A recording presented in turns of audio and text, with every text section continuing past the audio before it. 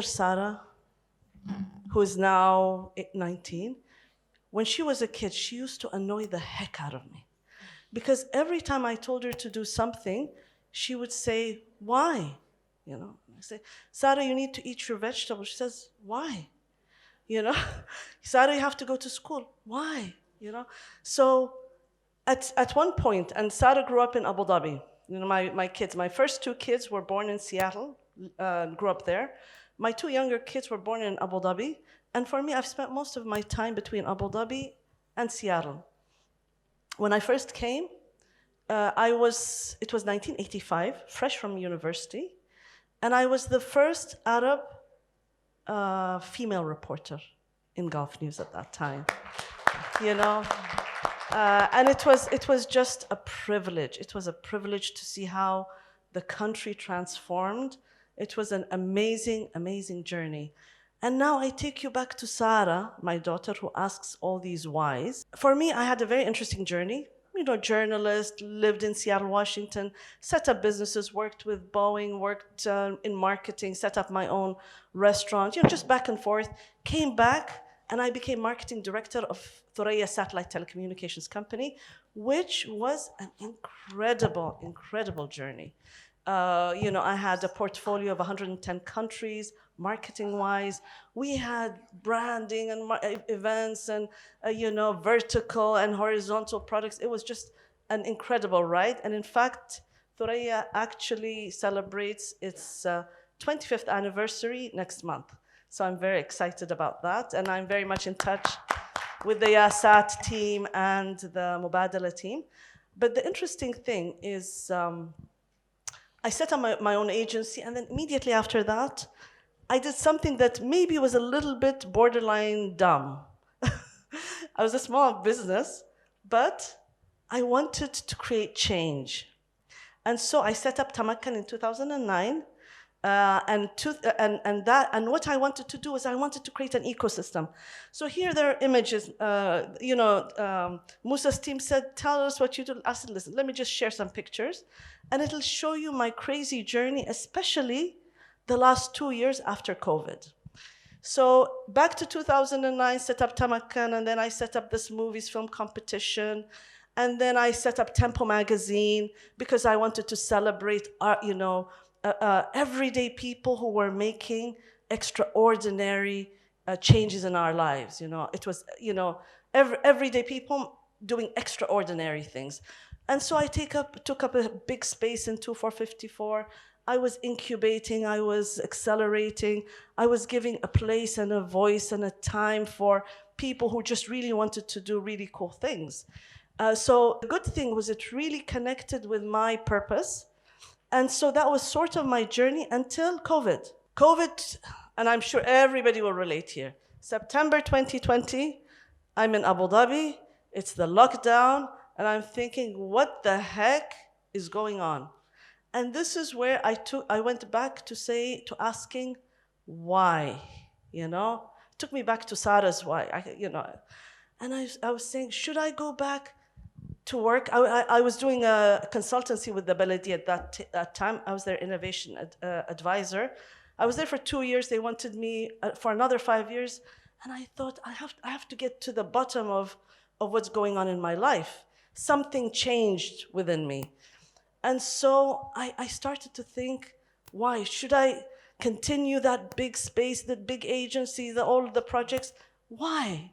You know, should I go back to Seattle? At that time, my daughter Sarah was going to changing to university. So I was going back and forth, doing consultancy here, there, and everywhere.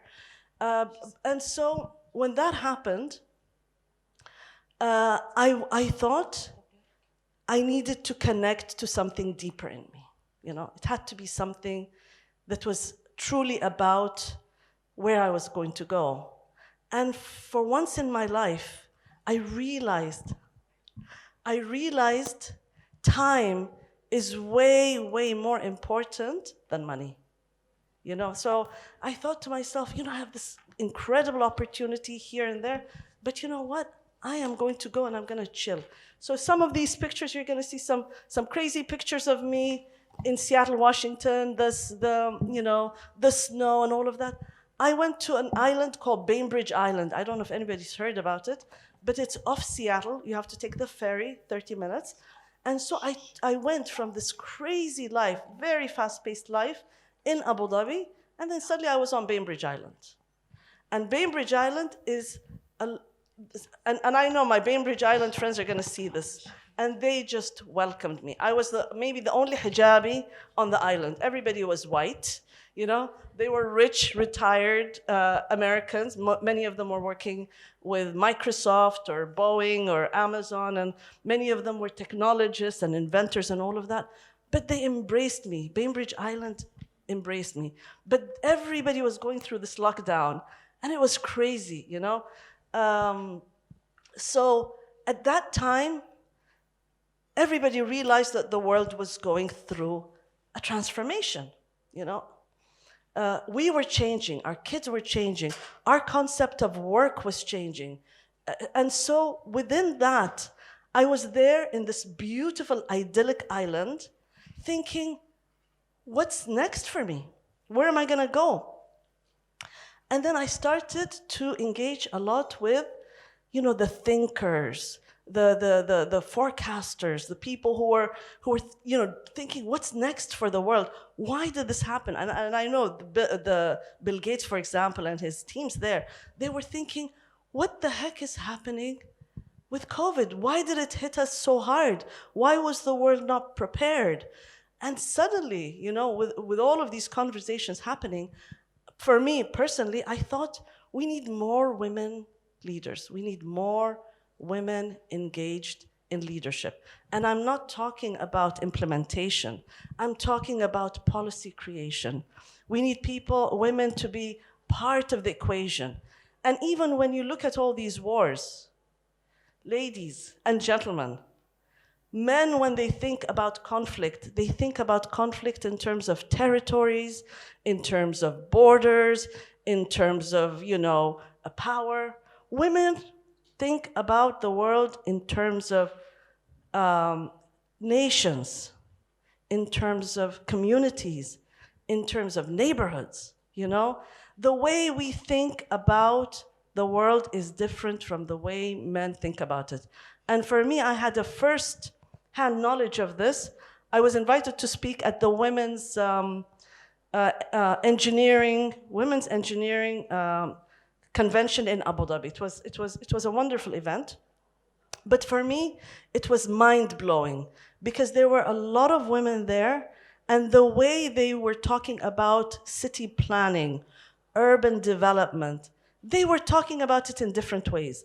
Men were thinking highways, bridges, expansion, all of that. The women were thinking the parks. They were thinking, you know, if they're old people, where would they come in? Where would people engage? How to bring in youth into the paradigm? So the women engineers were talking about the social aspect, the human aspect. And for me, with this big thing that was going on in my mind, I thought, we need to bring more women leaders into the fold. They need to be playing a bigger role. They need to be the CIOs, the chief information or innovation officers. They need to be the CSSOs, sustainability officers. They need to be the CEOs. They need to be part of setting the standards, creating the plans, and involving people. Because with women, a lot, and I love my male colleagues. I am a girl, one girl, among 5 brothers. So my mom always tells me, oh, inti mush bent, she says, oh, you know, you should wear dresses more, you should. But I became a little bit of a tomboy, and I learned a lot of tricks from my brothers. And what I think a lot of women they can do, is we can change the world by involving more people. We need more diversity. The minute and for me, I coach entrepreneurs, startups, and the minute you get people from different nationalities working together, you get magic. The minute you bring people from different ages working together, you get magic. I know there's a big movement to bringing in a lot of youth to leadership in this country and other countries. But please don't forget the retirees. Don't forget the older people, because everybody has something to contribute. It's all about diversity. The more diverse a space is, a workplace is, a country is, the more it can create magic. And here I want to mention, a lot of times in my previous conversations, people would say, why can't we create a Silicon Valley here? You know, guys, we already have a lot of the makings of Silicon Valley here. We just need to make it happen. The one thing that happens in Silicon Valley and Seattle, you know, Amazon is there, you know, all of, you know, these, you should come to Seattle. It's very diverse. But the one thing that they have is they have a lot of opportunities for people to meet, to bump into each other, to engage, to discuss, and they call it serendipitous collision, you know? And this is where they meet at a coffee, you know, pouring coffee, or in a, you know, they meet in the park, or they attend the same thing. The minute you get people meeting is when magic happens. The UAE has one amazing advantage, and this is the mosaic of nationalities and cultures that are here. It needs to leverage that, get everybody involved, and that's when you really create magic. So women, Musa, I know I talk too much, but going back to my daughter, I want to finish with the why. So my daughter, now she is in Stanford, and I think Stanford likes her because she asks a lot of whys. So ladies, I want all of you, whatever you do, ask your why. Why are you doing something? And I wish all of you the best. How they can brand themselves, say, assuming if they start branding themselves today, so how much time they need to get recognized, at least on the social media, Right. and what tools they should use in a most appropriate way. I love this question. I love this question because I coach a lot of women on it. The most important thing, ladies, is to be consistent. Create, you know, what I do when I coach women leaders is I tell them to map it. You know, just map it on a paper, and it doesn't have to be something set in stone. But you know, you can update it periodically. But figure out what you stand for. For me, if you go back, if you Google my name, you will see over, you know, 20, 30 years, you know, I've always been consistent in my stand. There are things that I always stand for. There are things that I've changed my mind about, by the way. You know, you always have, you know, with cognitive dissonance, you have to grow. You know, don't be too much set in your ways, but know what you stand for. Right now, if you do not have a strong digital footprint or handprint, it's very difficult to maneuver. And here, I've noticed there are leaders of society, leaders in business, and yet they don't have a digital footprint, and that is not a good thing. You know, if you are a woman, you're doing great things, and all, or men for that matter. I coach a lot of men as well, and with a lot of men, you know, he could be a president of a big corporation, but when you check, there's nothing about him online or nothing significant. So here, it's really about nurturing the right image of yourself, the image that you want projected, and do it consistently and stand for something. And honestly, guys, at the end of the day, things like authenticity, be authentic, you know, be sincere, have integrity. These things always pass the test of time.